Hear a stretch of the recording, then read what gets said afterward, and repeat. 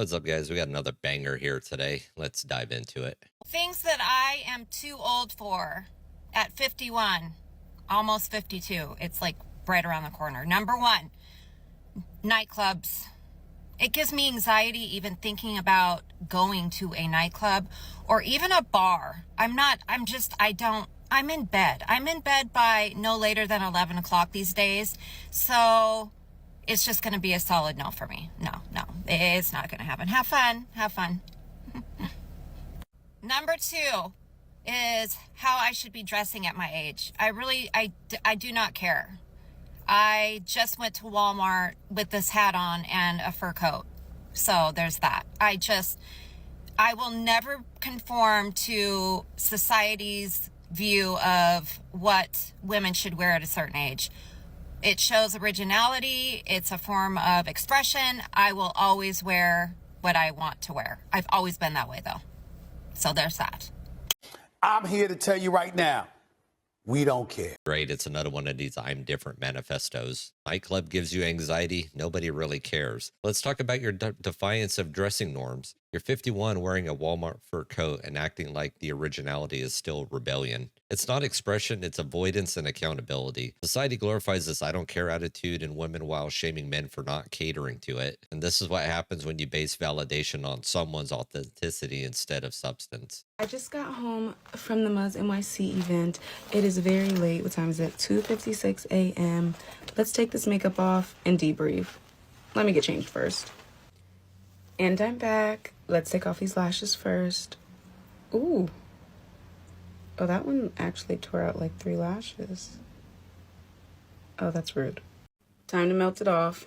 So I went to the event in New York City. It was actually really nice, guys. Like, it definitely needed a couple tweaks in my opinion, which we will be going over, but it was a nice event overall. As soon as we entered, the room was decorated so beautifully. They had Yemeni coffee, they had kulfi ice cream, if you've heard of it. They had like the little mocktail section and some finger food. Ooh, I need some more. And some finger food. They also had like a little balloon set up in the front, and there was like flower arches on the side too that were cute. And it was really nice to just be able to be in like a room of Muslims, like single Muslims who are also looking and trying to see something for their future. The biggest negative for me, okay, you know what, I'm gonna rinse this and then I'll be right. Okay, makeup is off. So what was I saying? The biggest negative for me for the event, which wasn't really a negative personally for me, but once I'll explain it, you get it. So they didn't have a lot of like activations or anything. They did have a little bit of an icebreaker, but that was it. But during the event, I feel like that did create a little bit of like slowness to it. And I'm a very social person, so for me that wasn't really a problem that they only had the icebreaker, because I'm fine with like just walking up to anybody and starting a conversation. That is the person I am. But I feel like because of that, it didn't like... A lot of people were just standing in the corner and weren't really socializing with anyone, even some people like of the same sex. And I feel like that did create a little bit of a slowness to the event. I feel like if there was a little bit more of a guided path, it would have made things move a little bit more, I think. I just said a little bit more like 5 times. Oh my god. I will say though, a lot of the guys were like, not a lot of them, but a good portion of them were a little bit older, which I didn't really mind because, you know, like we're all trying to find love. My problem was a lot of the older guys that were there were very much like on all the younger ones, and it was like, baby, you could be my father 2 times over. Are you good? Are you good? So yeah, that was like really weird and annoying. The space also was not big enough for that amount of people. It was starting to heat up like a lot, like you really needed a fan. It was nice otherwise. I'm trying to make this video so you guys can know kind of what to expect at an event like this and maybe how good or bad it will be. Obviously, this was only the second one in New York, so we don't really know how it'll go in the future. This is only their second event though, so maybe they didn't expect it to be that big. but a lot of people did show up. Me and my friend Zizi were looking at it afterwards, and we could see that a lot of people actually didn't show up too, though. Like, a bunch of people bought tickets and didn't even come, which is crazy to me. Not that the tickets were expensive, they were only $25, but it's just like, why buy tickets if you're not gonna go? It just doesn't make sense. But it was very nice. And I also met my friend Karima while we were there, so that was really nice. I really don't know what I'm saying. I feel like I'm just like tired and blabbering on, but I'm just proud of myself for knocking the third thing off my before 25 bucket list, and I'm just really happy about that. I had a great time tonight though, and I met some really nice people, and you never know where it can go. So it's just exciting to be trying new things, like putting myself out there. Muzz, that was a very good event, but I do just, you know, my notes. You'll see my notes in the email. It's fine. But I appreciate everything y'all are doing for the Muslim community, and especially now that they have the social side on the app where you can just like talk to other Muslims, make friends. It's actually really nice, guys. So if you haven't logged on to Muzz, even if you're not looking for a partner, you can just sign up for the social side. I would look into it. And I'm not saying, like, this isn't an ad. This isn't an ad, okay? I'm just saying this because I did enjoy my time tonight, and I feel like they are doing really good work. So, and the more support we give to them, I feel like the better the events will be. So, download the app. Thank you. Have a great night, guys. This is the best nighttime lip product you can ever find. Topical Slick Sol. Good night, my loves. Inshallah, we all find our nasiibs. And, yes, much love. I'm going to bed. I'm tired. My brain is melting. Thank you. Oh my God, who the hell cares? My God, I need to go to bed too. I'm tired after listening to that shit. Did anybody notice? I think she's using the exact same makeup as our President Trump is wearing. You know, the same orange glow. Now you'll never be able to unsee it. No president is safe with me. I make fun of every one of them that's been in office. But anyways, talking about this, single Muslim event breakdown, $25 for social awkwardness and lukewarm finger food. I mean, count me out. But let's address the elephant in the room here, which is older men showing interest in younger women. Yeah, that is biology, not creepiness. And it's funny how women roll their eyes at that, but still expect top-tier men to worship them. And they're putting themselves out there, but blaming men for ruined vibes. But look, these events are breeding grounds for rejection and inflated egos.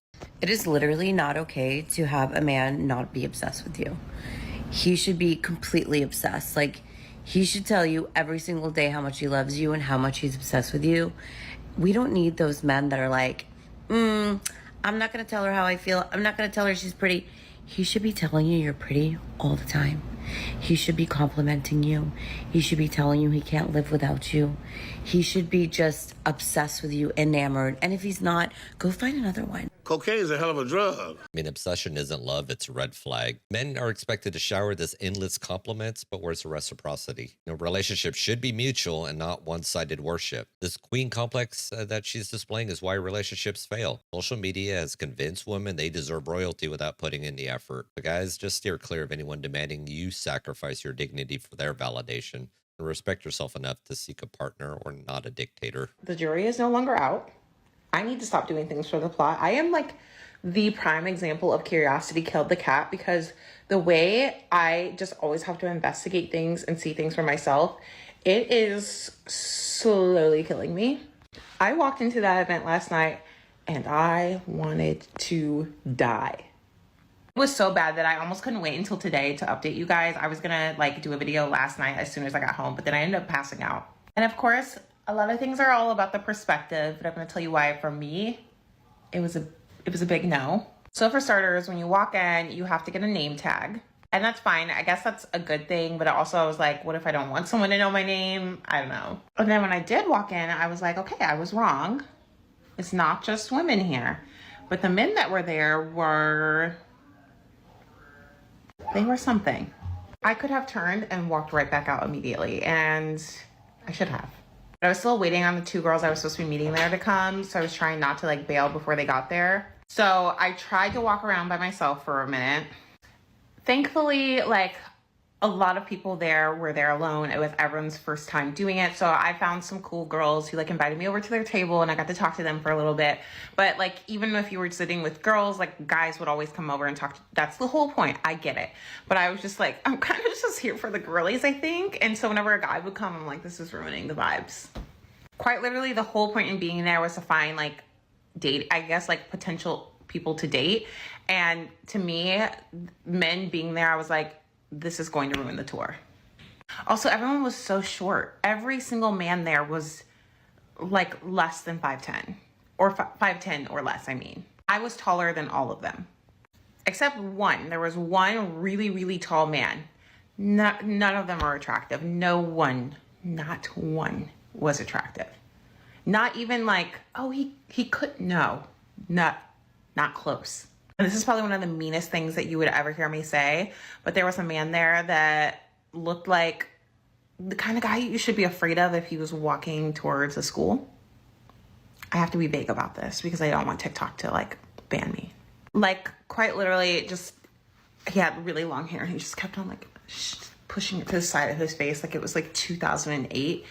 And he was just like walking around with his black clothes on, like with his head down, just pushing his hair out of the way the whole time. Never talked to a woman, ever. I'm like, why are you here? And I know some people are shy, but that was just, it was just bizarre. Eventually, the two girls that I was meeting got there. I liked them. One of them was super outgoing and like very fearless. So when eventually we did see that there was two men there, only two out of all the people that were not completely repulsive, but were sitting at a table the entire time with the same girls. And I was like, oh, like, I feel like they're off the market. They're like taken, like those, they came together. And I was like, wait, that's not the point of this. It's supposed to be only single people. So they're definitely single, but they're not talking to anyone else. So eventually one of the girls, I don't want to call her my friend yet, but she was just like, flagged one of the men down, brought him over. And then she was like, she wants to talk to you. And I was like, so then all three of us girls are holding a conversation with this one guy, which was awkward. It felt like I was on a freaking season of The Bachelor or something. I've never even watched the show, but it felt like we were all like gunning for the same guy, but we weren't, because eventually they found a point in the conversation to both bow out, and I was just left there talking to this man, which was nice. But at the same time, I was like, I don't want to be here. So I talked to him for quite a few minutes. I got his number, okay? But I was like, I literally was so honest with him. Like towards the end of the conversation, I was just like, hey, I'm gonna leave. If you want to take my number, you can do that. Like I was like more blunt than I've ever been in my life. Would I go again? Because there's quite literally another one. There's another one next week in St. Louis. If you're interested. I personally will never go again. But also, again, this is about perspective. I don't really want to be dating. I've come to that realization. I don't really have a strong interest in it right now. So that being in that kind of scenario was just not worth it in the least for me. These do happen like all over. You have to like check their app to see what cities they're in. But like if you are interested, I'm like very curious on if like other cities have maybe like better choices. But to me, it felt like the dating app discards. And I was literally looking around like, these are the dating app discards. And then I was looking at like myself and I'm like, is the call coming from inside the house? I am also the dating app discards and I'm here. So needless to say, I was humbled. Do not think I need to do it again. I would have much rather been hanging out with my toddlers, and they are insane. Or like completely alone on my couch in a blanket burrito, binge eating snacks and watching Reba. Literally anywhere else. You're a victim. Jesus Christ. Making fun of the guy dressed all in black, long hair, not talking to anybody. It's like, why are you here if you don't want to date? And you just said the same thing. You were sitting with all the girlies not wanting to talk to any of the men.